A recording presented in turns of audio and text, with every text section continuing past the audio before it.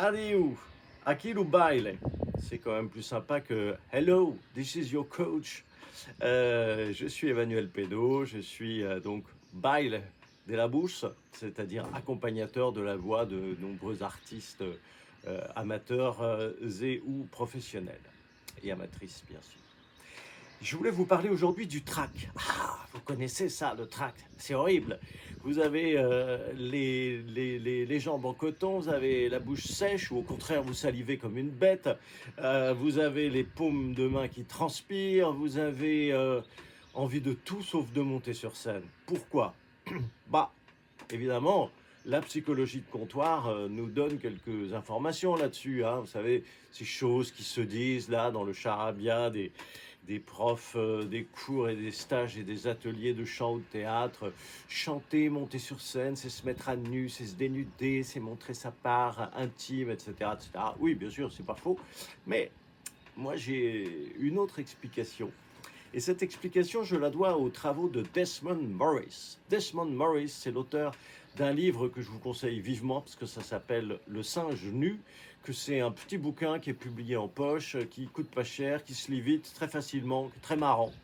Desmond Morris, c'est un éthologue, c'est-à-dire un spécialiste du comportement des animaux.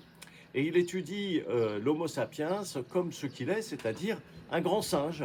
Et donc il dit, c'est étrange, ce grand singe vivait à quatre pattes, plutôt dans les arbres, avec une longue queue et de la fourrure.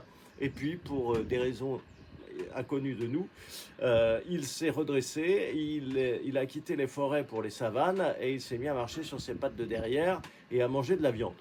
Quand même étrange comme changement de comportement. Et puis ça a entraîné bien évidemment un grand nombre de changements de comportement ensuite.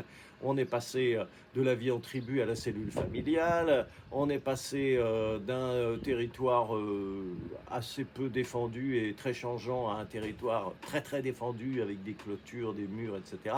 C'est une autre affaire. Mais ce que Desmond Morris dit, et qui est très intéressant, c'est qu'évidemment, les comportements sociaux, et surtout les signes sociaux qui sont ceux des grands singes, sont restés les nôtres. Et en particulier, il évoque le regard. Chez les grands singes, il y a toute une gamme de regards, bien entendu, mais évidemment, parmi ces regards, il y a le regard menaçant. Et en fait, lorsqu'on observe les grands singes, on se rend compte que lorsque l'un d'entre eux regarde l'un de ses congénères longtemps, c'est toujours un signe d'agression ou en tout cas d'agressivité. Eh bien, observez maintenant ce que nous faisons lorsque nous montons sur scène.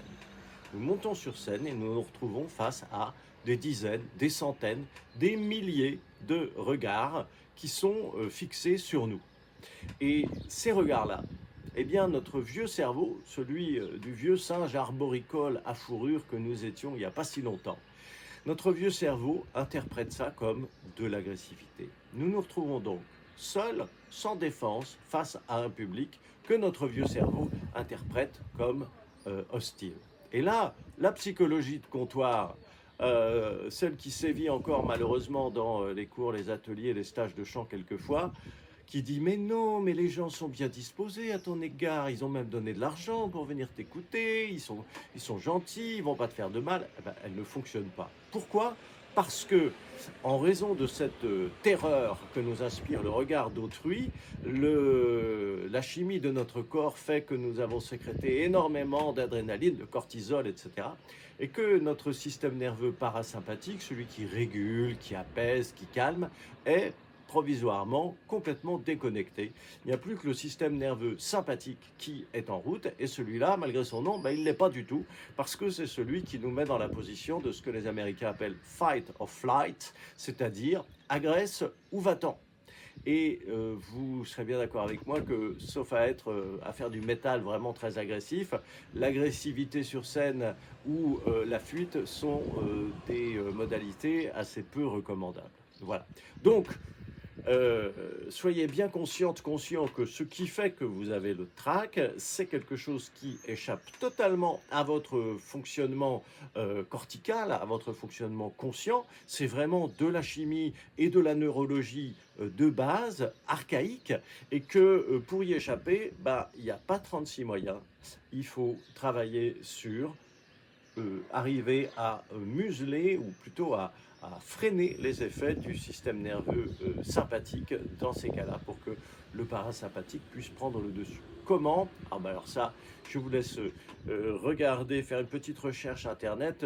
Tout le monde propose des exercices. Il y a en particulier une méthode qui fonctionne assez bien, hein, qui est la méthode de cohérence cardiaque et respiratoire, qui fonctionne très bien, qui aide à réguler la respiration pour faire descendre le taux d'adrénaline et de cortisol et faire rééquilibrer la balance entre le sympathique et le parasympathique.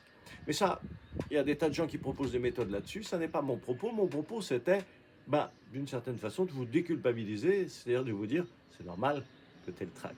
C'est juste normal. C'est pas toi qui te sous-estime ou qui a peur du regard des autres, etc. Bien sûr, tout ça, c'est vrai. Mais derrière, il y a de la chimie et de la neurologie. Et quand on accepte ça, on est en voie pour arriver à réguler et à juguler ces phénomènes. Allez, adieu, al bien.